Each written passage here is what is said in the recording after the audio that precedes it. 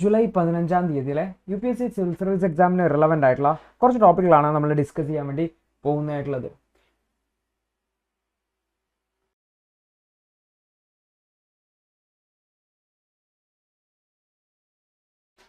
അതിൽ ആദ്യത്തെ ടോപ്പിക് എന്ന് വെച്ചാൽ ആസ്ഫിക്സിയേഷൻ എന്ന് പറയുന്ന ഒരു സംഭവത്തെ സംബന്ധിച്ചാണ്. അപ്പോൾ ആക്ച്വലി ഇത് വാർത്ത വന്നു വെച്ചാൽ ഗുജറാത്തിലൊരു കോൾ മൈനിൽ ഇറങ്ങിയിട്ടുള്ള ആൾക്കാരിൽ 3 പേര് ഈ ഒരു ആസ്ഫിക്സിയേഷൻ കാരണം മരണപ്പെട്ടു എന്ന് പറഞ്ഞിട്ടുള്ള ഒരു വാർത്തയാണ്. അതായത് ഒരു കോൾ മൈനിൽ, അതായത് കൽക്കരി ഖനനത്തിന് വേണ്ടി ആൾക്കാർ ഇറങ്ങുകയും അവിടെ ശ്വാസം കിട്ടാതെ ആൾക്കാർ മരണപ്പെടുകയും ചെയ്തൊരു സംഭവമാണ്. അപ്പോൾ എന്താണ് ഈ ഒരു ആസ്ഫിക്സിയേഷൻ? ഈ മൈനിങ്ങുമായി ബന്ധപ്പെട്ട ഒരു ഇഷ്യൂ ആണ് നമ്മൾ ആക്ച്വലി ഡിസ്കസ് ചെയ്യാൻ വേണ്ടി പോകുന്നതായിട്ടുള്ളത്. അപ്പോൾ വാർത്ത എന്ന് പറഞ്ഞത് ഗുജറാത്തിൽ ഒരു കോൾ മൈനിൽ ഇറങ്ങിയിട്ടുള്ള 3 ലേബേഴ്സ് ഈ ഒരു ആസ്ഫിക്സിയേഷൻ കാരണം മരണപ്പെട്ടിട്ടുണ്ടായിരുന്നു. ഇവർ ഒരു തരത്തിലുള്ള സേഫ്റ്റി ഗിയറും ഒന്നും ഇല്ലാതെയാണ് മൈനിൽ ജോലി ചെയ്യുന്നുണ്ടായിരുന്നത് എന്നുള്ളതാണ് വാർത്തയിൽ പറയുന്നതായിട്ടുള്ളത്. അപ്പോൾ നമ്മളിവിടെ ഓർത്ത് വെക്കുന്നത് എന്താണ് ഈ ഒരു ആസ്ഫിക്സിയേഷൻ എന്ന് പറയുന്ന സിറ്റുവേഷൻ, എങ്ങനെയാണ് ഇത് മൈനിങ്ങുമായി ബന്ധപ്പെട്ടെന്നുള്ളത്.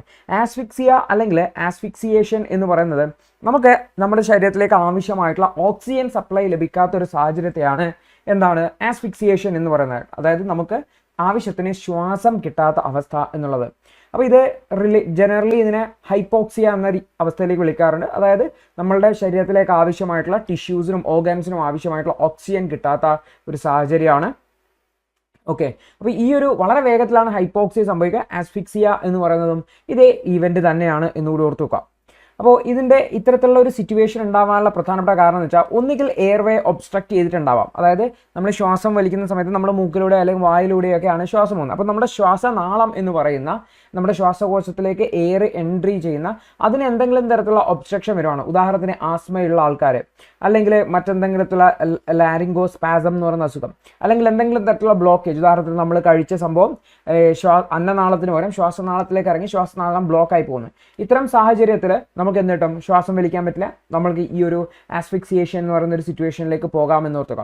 മറ്റൊരു സാഹചര്യം എന്ന് വെച്ചാൽ നമ്മളുള്ള എൻവയോൺമെൻറ്റിൽ സഫീഷ്യൻറ്റ് ഓക്സിജൻ ഉണ്ടാവില്ല എന്നുള്ളതാണ്. അപ്പോൾ ഇതാണ് ആക്ച്വലി മൈനുകൾക്കകത്ത് അല്ലെങ്കിൽ ഈ കിണർ വൃത്തിയാക്കാൻ ഇറങ്ങുമ്പോൾ ഒക്കെ ആൾക്കാർക്ക് സംഭവിക്കുന്നത്, അല്ലെങ്കിൽ അണ്ടർ വാട്ടർ ഏരിയയിലൊക്കെ ആൾക്കാർക്ക് സംഭവിക്കുന്നത്. അതായത് ലോ ഓക്സിജൻ അറ്റ്മോസ്ഫിയർ അല്ലെങ്കിൽ വാക്വത്തിലേക്ക് പോകുമ്പോൾ, അണ്ടർ വാട്ടർ ഏരിയയിലേക്കൊക്കെ പോകുമ്പോൾ അവിടെ നമുക്ക് ശ്വസിക്കാൻ ആവശ്യമായിട്ടുള്ള ഓക്സിജൻ ഉണ്ടാവില്ല. അത്തരം സാഹചര്യത്തിലാണ് ഈ ഒരു ഇഷ്യൂ, അതായത് ഇപ്പോൾ മൈനിലൊക്കെ സംഭവിച്ച ഈവൻറ്റുകൾ ഉണ്ടാകുന്നത് എന്നുള്ളതാണ്.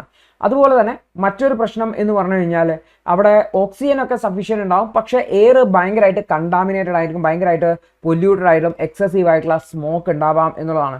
ഓക്സിജൻ ഉണ്ടാവും, ബട്ട് എക്സസീവ് ആയിട്ടുള്ള സ്മോക്ക് ഉണ്ടാവും. സ്വാഭാവികമായിട്ടും അതും ഇത്തരം ഒരു സിറ്റുവേഷനിലേക്ക് നയിക്കാം എന്നുകൂടി ഓർത്തുക. അപ്പോൾ ഈ അല്ലെങ്കിൽ അണ്ടർഗ്രൗണ്ടിലേക്കൊക്കെ പോകുമ്പോൾ ചിലപ്പോൾ അത് മീഥെയിൻ പ്രസൻസ് ഒക്കെ ഭയങ്കര കൂടുതലായിട്ടുണ്ടാവാം. മീഥെയിൻ നമ്മുടെ ലങ്സിനെയൊക്കെ ബേൺ ചെയ്യുന്ന സിറ്റുവേഷൻ ഉണ്ടാവാം. അപ്പോൾ അത്തരം സാഹചര്യങ്ങൾ ഒഴിവാക്കാൻ വേണ്ടിയിട്ട് നമ്മൾ ആവശ്യത്തിന് സേഫ്റ്റി ഗിയർ ഉപയോഗിക്കുക എന്നുള്ളതാണ് ചെയ്യേണ്ടത്. അതായത് ഇത്തരത്തിലുള്ള മാസ്കുകളും ഓക്സിജൻ മാസ്കുകളും ഒക്കെ ധരിച്ചിട്ട് വേണം നമ്മൾ എന്ത് ചെയ്യാൻ വേണ്ടിയിട്ട് ഇത്തരത്തിലുള്ള സ്ഥലത്തേക്ക് ഇറങ്ങാൻ വേണ്ടിയിട്ടുള്ളത്. അപ്പോൾ മൈനിങ്ങുമായി ബന്ധപ്പെട്ടുള്ള ഒരു ഈവൻ്റ് ആണ്. അപ്പോൾ എന്താണ് ആസ്ഫിക്സിയേഷൻ, ഇതെങ്ങനെയാണ് മൈനിങ്ങുമായി ബന്ധപ്പെട്ടുള്ളതെന്ന് ഓർത്തു വെക്കാൻ വേണ്ടി ശ്രമിക്കുക.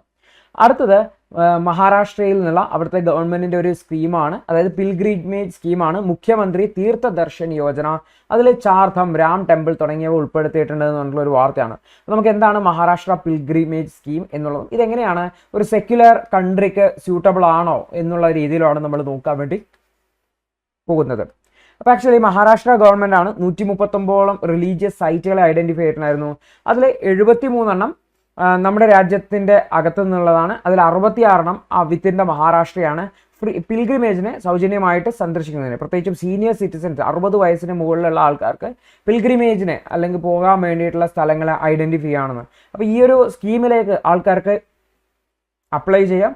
60 വയസ്സ് കഴിഞ്ഞ ആൾക്കാരെ ലോട്ടറി വഴിയാണ് ആൾക്കാരെ തിരഞ്ഞെടുക്കുന്നതായിട്ടുള്ളത്. അപ്പോൾ ഇതിൽ Vaishno Devi, Amarnath, golden temple Amritsar, Chardham, Ram temple Ayodhya തുടങ്ങിയിട്ടുള്ള അതുപോലെ ഒരുപാട് ബുദ്ധിസ്റ്റ് ജെയിൻ സെൻറ്റേഴ്സും ഇതിൽ ഉൾപ്പെട്ടിട്ടുണ്ട് എന്നുകൂടി ഓർത്ത് വെക്കാം. അപ്പോൾ ഇതിൽ എലിജിബിൾ ആയിട്ടുള്ള ഇൻഡിവിജ്വൽസിന് ആനുവൽ ഇൻകം എന്ന് പറഞ്ഞാൽ 2.5 ലക്ഷത്തിൽ താഴെ ആയിരിക്കണം. അവർക്ക് ഈ ഒരു യാത്രയുടെ ചെലവിനായിട്ട് 30,000 രൂപ കിട്ടും. ട്രാവൽ, അക്കോമഡേഷൻ, ഫുഡ് എക്സ്പെൻസസ് ഇതിലൂടെ കവർ ചെയ്യും. അതുപോലെ തന്നെ 75 വയസ്സിൽ പ്രായമുള്ള ഒരാളാണെങ്കിൽ അയാൾക്ക് മറ്റൊരാളെ കൂടി സ്പൗസിനെ അല്ലെങ്കിൽ ഒരു ഹെൽപ്പറെ കൂടെ കൊണ്ടുപോകാൻ വേണ്ടി പറ്റും എന്നുള്ളതാണ്. അപ്പോൾ ഇത്തരത്തിലുള്ള സ്കീമുകൾ ഒരു ഗവൺമെൻറ് കൊണ്ടുവരുമ്പോൾ നമ്മൾ ഓർത്തു വെക്കേണ്ട കാര്യം, ഒരു പ്രത്യേക മതവിഭാഗത്തെ സപ്പോർട്ട് ചെയ്യുന്ന രീതിയിലാണോ ഇത്തരത്തിലുള്ള പ്രോഗ്രാമുകൾ വരുന്നത് എന്നുള്ളത് നമ്മളൊന്ന് ചിന്തിക്കേണ്ടതാണ്.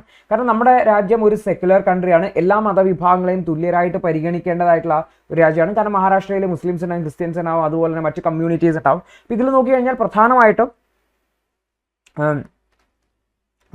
ഹിന്ദു, ബുദ്ധിസ്റ്റ്, ജൈൻ അതുപോലെ തന്നെ സിഖ് കമ്മ്യൂണിറ്റികളെ കൺസിഡർ ചെയ്ത് കാണും. മറ്റ് റിലീജിയസ് സൈറ്റുകളും ഉണ്ടാവാം.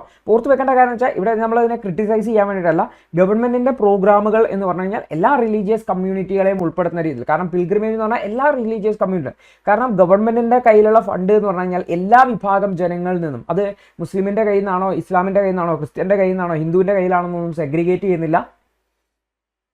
അപ്പോൾ ആ ഫണ്ടും എല്ലാവർക്കും തുല്യമായിട്ട് ഒരുപോലെ വരുന്ന രീതിയിലാണ് വിനിയോഗിക്കേണ്ടതായിട്ടുള്ളത്. സോ ഇത്തരം പിൽഗ്രിമേജ് സൈറ്റുകളിൽ അത്തരത്തിലുള്ള എല്ലാ കമ്മ്യൂണിറ്റികളുടെയും പിൽഗ്രിമേജ് സൈറ്റുകൾ കൂടി ഉൾപ്പെടുത്താൻ വേണ്ടി ശ്രദ്ധിക്കേണ്ടത് വളരെ അത്യാവശ്യമാണ്. പ്രത്യേകിച്ച് നമ്മുടെ രാജ്യം ഒരു സെക്യുലർ കൺട്രി ആണ് എന്നുള്ളതുകൊണ്ട്. അടുത്തൊരു വാർത്തയും ആന്ധ്രാപ്രദേശിൽ നിന്നുള്ളതാണ്. അവിടെ ആക്ച്വലി അൽമട്ടി ഡാമിൽ നന്നായിട്ട് വെള്ളം നിറയുന്നുണ്ട്. അത് അവിടുത്തെ ഫാമേഴ്സിനെ വളരെയധികം സന്തോഷം നൽകുന്നു എന്ന് പറഞ്ഞിട്ടുള്ള ഒരു വാർത്തയാണ്. അപ്പോൾ കൃഷ്ണ റിവറിലാണ് ഈ ഒരു അൽമട്ടി ഡാം ലൊക്കേറ്റ് ചെയ്തിട്ടുള്ളത്. അപ്പോൾ ഇത് കർണാടകയിലാണ് അൽമട്ടി ഡാം ഉള്ളത്. അപ്പോൾ ഇതിൽ ആന്ധ്രാപ്രദേശിലാണ് ഭയങ്കര സന്തോഷം വരുന്നത്. അപ്പോൾ എന്താണ് സംഭവം എന്ന് നമുക്ക് നോക്കാം. അപ്പോൾ ആക്ച്വലി ഈ ഒരു അൽമട്ടി ഡാമിനെ തന്നെയാണ് ലാൽ ബഹദൂർ ശാസ്ത്രി ഡാം എന്ന് വിളിക്കുന്നത്. ഇത് നോർത്ത് കർണാടകയിലുള്ള കൃഷ്ണ റിവറിലുള്ള ഒരു ഹൈഡ്രോ ഇലക്ട്രിക് പ്രോജക്റ്റ് ആണ് എന്നുകൂടി ഓർത്ത് വെക്കാം. അപ്പോൾ ഇതിൽ അപ്പർ കൃഷ്ണ ഇറിഗേഷൻ പ്രോജക്റ്റും ഇതിൻ്റെ ഭാഗമായിട്ടുണ്ട്. അപ്പോൾ അൽമാട്ടി ഡാം എന്ന് വിളിക്കുന്ന ഇതിൻ്റെ അപ്പർ കൃഷ്ണ ഇറിഗേഷൻ പ്രോജക്റ്റിൻ്റെ ഭാഗമായിട്ടുള്ള ഡാമാണ്. അപ്പോൾ ഇത് ലൊക്കേറ്റ് ചെയ്തിരിക്കുന്നതെന്ന് വെച്ചാൽ കർണാടകത്തിലാണ്. പക്ഷേ ഇവിടെ നിന്നുള്ള വെള്ളം ആന്ധ്രാപ്രദേശിലേക്ക് പോകുന്നുണ്ട്. അപ്പോൾ ഈ ഡാമിൽ വെള്ളം നിറയുന്നതുകൊണ്ട് എവിടത്തേക്ക് കിട്ടുന്നുണ്ട്? ആന്ധ്രാപ്രദേശിലെ കർഷകർക്ക് വളരെയധികം സന്തോഷമാണെന്നാണ് പറയുന്നതായിട്ടുള്ളത്. അപ്പോൾ നമുക്ക് നോക്കിക്കഴിഞ്ഞാൽ അതിൻ്റെ ബെനിഫിറ്റ് ആന്ധ്രാപ്രദേശിലെ ആൾക്കാർക്ക് കിട്ടുന്നുണ്ട് എന്നുള്ളതാണ്. അതുകൊണ്ടാണ് ആന്ധ്രാപ്രദേശിലെ ആൾക്കാർ സന്തോഷിക്കുന്നത്. അപ്പോൾ ഈ ഒരു അൽമാട്ടി ഡാം എവിടെയാണ്, ഏത് നദിയിലാണ് എന്നുള്ള ലൊക്കേഷൻ, ഏത് സ്റ്റേറ്റിലാണെന്നുള്ളതൊക്കെ ഒന്ന് ഓർത്ത് വയ്ക്കാൻ വേണ്ടിയിട്ട് ശ്രമിക്കുക. ജസ്റ്റ് പ്രിലിംസ് പോയിന്റ് ഓഫ് വ്യൂവിൽ സ്റ്റേറ്റ് എന്നുള്ളൊരു വാർത്തയാണ്. അടുത്തത് റീസെൻ്റ് ആയിട്ട് നമ്മൾ 2 പ്രാവശ്യം ഡിസ്കസ് ചെയ്തതാണ് കർണാടക ഗിഗ് വർക്കേഴ്സിൻ്റെ ബില്ലുമായി ബന്ധപ്പെട്ട്. അപ്പോൾ ആദ്യത്തെ 2 പ്രാവശ്യവും നമ്മൾ ഈ ഒരു ബില്ലിൻ്റെ അഡ്വാൻറ്റേജസിനെ കുറിച്ചാണ് പറഞ്ഞതെങ്കിൽ ഈ ബില്ലിൻ്റെ പ്രശ്നത്തെക്കുറിച്ചാണ് ആക്ച്വലി ഇവിടെ നമ്മൾ ഈ ഒരു വാർത്തയിൽ ഡിസ്കസ് ചെയ്യാൻ വേണ്ടി പോകുന്നത്. കൂടുതൽ ദി ഹിന്ദു ന്യൂസ് പേപ്പർ അനാലിസിസിനു വേണ്ടി പ്രതിമാസം 189 രൂപ എന്ന നിരക്കിൽ മെമ്പർഷിപ്പ് എടുക്കാവുന്നതാണ്. യൂട്യൂബ് വഴിയും ലേണേഴ്സ് IAS ആപ്പ് വഴിയും ക്ലാസുകൾ കാണാവുന്നതാണ്.